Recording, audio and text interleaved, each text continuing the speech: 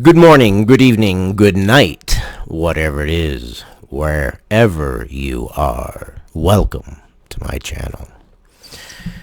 This article has been making the rounds, and I heard it, and I have got to say no truer words of our situation right now have been said. And it's something that I have said for a while, and why I don't understand. It's not news. We have basically handed America on a silver platter. We've basically begged them to take it. But I want to read this, and then we'll dissect it as we go. But it is good. He doesn't hold back. And neither do the people that are racing out there, evidently. The relevant question. Oh, yeah. Let me give proper due. Must, absolutely. So this is the week, and this is Matthew Walther. The relevant question about the prospect of a new Cold War between the United States and China is not whether it is likely to happen, but whether the U.S. has both the internal cohesion and the diplomatic acumen to wage it successfully. I would question the internal cohesion. The diplomatic acumen, yes, if we could ever get the people that voice themselves properly and stop banning people for their speech and allow free speech to reign, it will be like a sieve. All the good stuff will remain and all the bad stuff will be sifted out. But we need to be able to hear it, and we need to be able to hear it all. Defeating the genocidal tyrants in Beijing will require our politicians to have the same shared commitments and assumptions that made it possible for us to pursue an essentially unchanging containment strategy against the Soviet Union for 4.5 decades, despite changes in administration and a cultural revolution in the 1960s. That is because we had cohesion back then. We didn't have privilege because we'd just come out of some major conflicts, and we didn't have that generational privilege we have nowadays. And if you're a parent, you're going to understand this one. I have seen it many a times. Your children are at home and they become acclimated to a somewhat spoiled environment, and then things get slightly bad and, well, they act up. And that's what I see these protesters and rioters almost as children, only these children are dangerous children because they are old enough to own firearms and they can do some serious damage. None of it is about freedom or expressing your anger over a death. What does shooting other people have to do with expressing anger? That's wrong. There are good reasons to be pessimistic. In the United States, it is impossible for a president to consider even the most basic steps in direction of remaking our trade relations with an adversary that destroyed our industrial capacity amid almost zero tolerance. The honorable stands made in the 1990s by organized labor and Pat Buchanan will be footnotes in the history of our decline. The Band-Aid measures proposed by President Trump, which represent about 1% of what will have to happen if the U.S. is to recover its textile, pharmaceutical, and heavy manufacturing capabilities, were widely dismissed as a trade war by China, respecter man. Even if we assume, on the basis of no evidence, that the American people are theoretically willing to alter their consumption habits such that an unlimited supply of Chinese plastic junk is no longer essential to their daily lives, we would still face a journalistic, academic, professional, cultural, and political elite who will serve Beijing's interests. And he's not wrong. Look at the climate today. If you say anything against China at all, then you're bad. Even the NFL and the NBA. The NBA is trying to play it off as if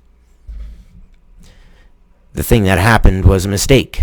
Now, if you don't know what I'm talking about, if you try to get a custom jersey from the NBA and you type in The custom words free Hong Kong, or anything that is the combination of free Hong Kong words, freedom for Hong Kong and whatnot, it wouldn't let you. The NBA has recently come out and said that, well, that was a mistake. No, it was not a mistake, NBA. It was you bowing knee, just as Disney does and other major corporations do, to China's wills for some reason. Probably because China has been given the superpower ability, and believe me, this ability is a superpower when it comes to nations, of being the manufacturing giant of the world.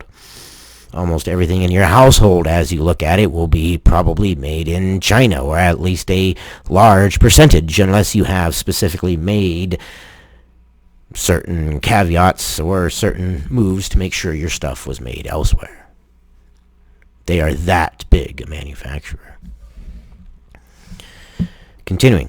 All of our energy in this country is eternal. Yes, we are so focused on ourselves like bratty little children that we have forgotten things. If we would have just left free speech be, we would have been through with this already, because calmer heads and cooler minds will prevail if we just let them. The great racial tragedy of our age is not the genocide being carried out against Uyghur Muslims in West China, but the continued existence of beloved syrup and football mascots. Yes, we are so worried about Aunt Jemima and other football mascots like the Chiefs that we have forgotten that, holy crap, there's genocide happening, and it's not even it's a rumor. It's proven. It's absolutely known. They have concentration camps. And they do, in fact. It's proven. It's true. It's not a rumor. My God, I thought it was a rumor too, but I'm a researcher, and when someone says something, I'm like, no, it can't be that bad there. No, they are indeed harvesting organs. In China, they are taking Uyghur Muslims, putting them in concentration camps, and healthying them up so that way they can slaughter them and take their organs and put them into rich Chinese individuals who have paid for said organs. Who freaking raw for us? Because Aunt Jemima is more important. The fact that a football team has the name of Chiefs is more important than an entire group of people, because we're just that freaking awesome, aren't we? The villains are not the pusillanimous collaborators, and pusillanimous means timid or weak, or take the first enunciation of the word and get your context from that. Pusillanimous collaborators at Disney, meaning the weak, the timid collaborators at Disney and the NBA. But the American senators who dare suggest that the lives of people in Hong Kong matter more than box office receipts and profits from exhibition games and the sale of merchandise in a country in whose law the concept of racial discrimination does not even exist. On the one hand, China is literally enslaving the people of Eritrea as I write this.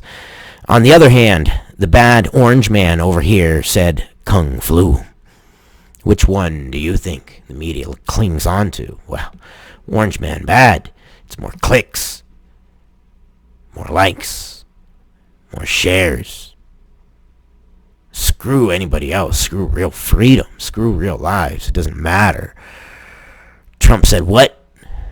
Well, there's a tragedy over there. Do you like those the dog from Up? There's a tragedy over squirrel. There's something over there that's big news. I should report on what Trump said. What? Who cares? There's other bigger, better things. Only one of these countries' leaders is generally represented in domestic media as an authoritarian monster, and it ain't the leader of China. China's leaders understand the American propensity to make every crisis an empty exercise in tone policing. They know how to exploit our genuinely human impulses, which they not only do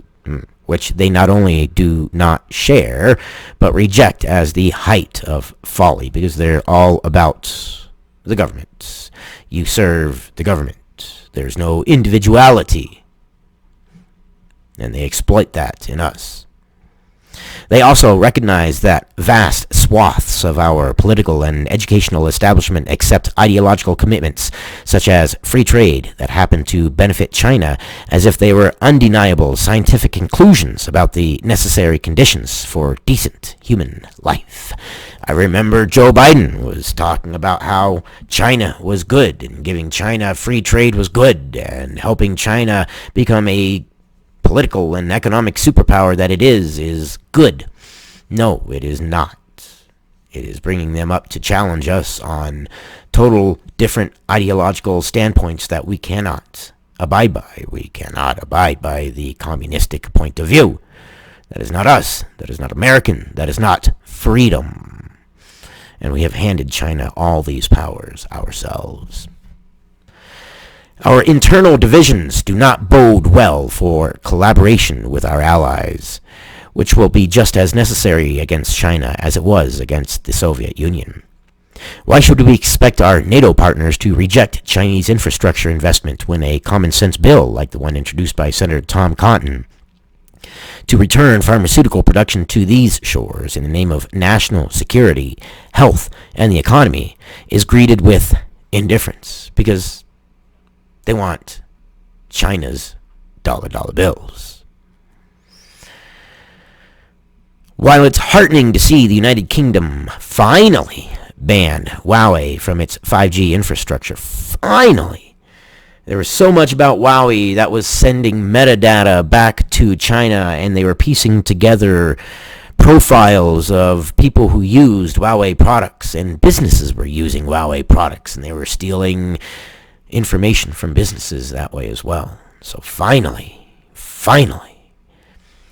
elsewhere on the continent, it is unclear whether the United States continues to have enough influence over Germany, the de facto seat of power in the European Union, to prevent yet another massive incursion of Chinese influence via the rollout of the new technology. Yeah. And it never ends.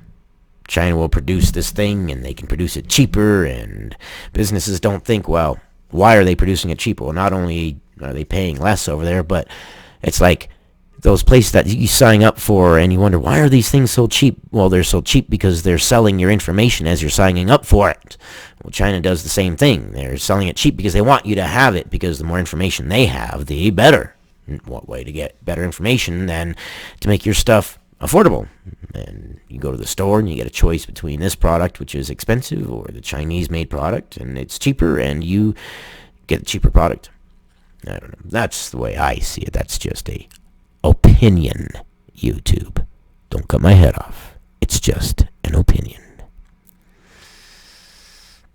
This is to say nothing of the Houdini-like escape act China has carried out in the last 7 months, when it briefly appeared as if we might finally be willing to hold Beijing to account for its blatant cover-up of the emergence of COVID-19. And why do you keep doing that? Oh, Lord. Why? For its blatant cover-up of the emergence of COVID-19. Instead, just as it did in the immediate post-Cold War era of globalization, when it appealed successfully to corporate venality, academic delusions, and a shallow conception of human dignity in order to capture Western markets, China has managed to exploit the recent pandemic. Among other things, Beijing managed to pit the World Health Organization, which it all but controls, against the president, whose first response was to propose a travel ban that was widely dismissed as xenophobic overreaction, which I've said in a video before. That if you look from a logical, realistic perspective, and you put aside any political leanings that you have, or any side leanings that you have, then you will see that Trump's actions of banning China in the beginning were correct. If he'd have done it earlier, well, maybe he would have saved more lives. Maybe it would have been better. We don't know. But when he first called it out, people said no. And in fact, they had those things, hug an Asian, at colleges. And everybody was saying no. The news organizations were saying no. China ban is not. That's xenophobic. That's racist and this and that. And then when COVID hit and it became a big thing, and then a couple months came on, people said, well, why didn't Trump ban China earlier? What?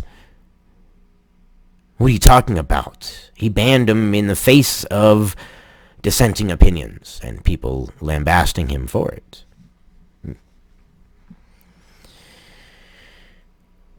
Let's see. That thing made me lose my spot. There we go. While Beijing marshaled all the awesome power of its surveillance state against the illness, we argued about whether we were hurting the feelings of the world's most vicious and repressive regime by blaming them for lying about whether this disease could even be transmitted by human beings. Yes, remember, I had done videos about it before, where I said, well, in the very beginning, they said human-to-human transmission was impossible. China said it. And then for some reason, the World Health Organization came out 2 days later and said human-to-human transmission is impossible. Okay, you didn't do your own investigation. You're just saying exactly what China said. Closing. There will be more